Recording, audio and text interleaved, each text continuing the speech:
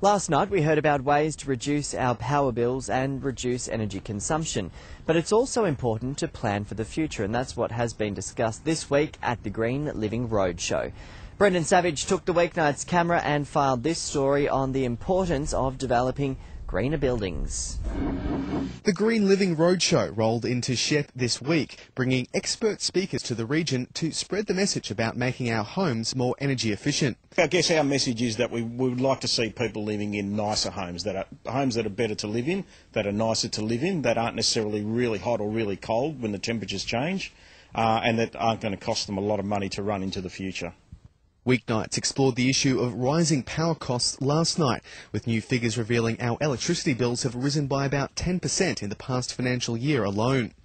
Philip Alviano from Master Builders says with a bit of extra planning, you can make your dream home a lot cleaner and greener. Just about thinking about a couple of simple steps when people are either building a new house or making a renovation. Thinking about the design, getting the design right from the beginning, pointing the house to the north, so the windows and living areas on the north side, so there's lots of natural light, lots of warmth during the winter, getting the lighting requirements correct and getting the right types of light in the house, and then thinking about the insulation that's in the house as well, as getting as much as they can in there, but also making sure it's installed correctly. Energy efficient light was a key topic at the presentation. Experts say new building regulations make it important to think about the way we light new homes.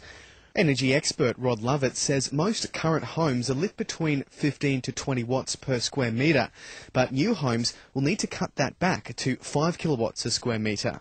Now, that can be fairly drastic, and most people sort of shudder when they look at that, but one of the things that it does mean is that you've got to look at what you're currently doing, and you've got to think about design, you've got to think more about how the space is going to be used, because there are technologies that are available now that give some fantastic output. Rod says fluorescent and LED lighting is the way of the future.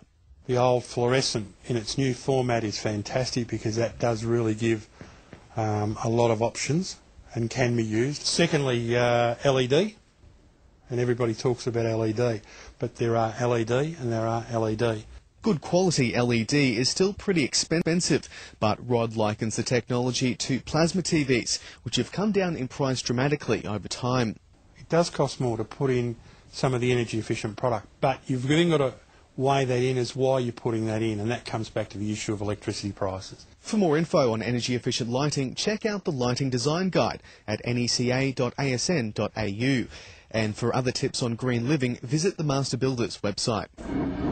If you've got a story to share with the team, head to our website, weeknights.com.au, follow the contact links and leave the details there. Back with more in a tick.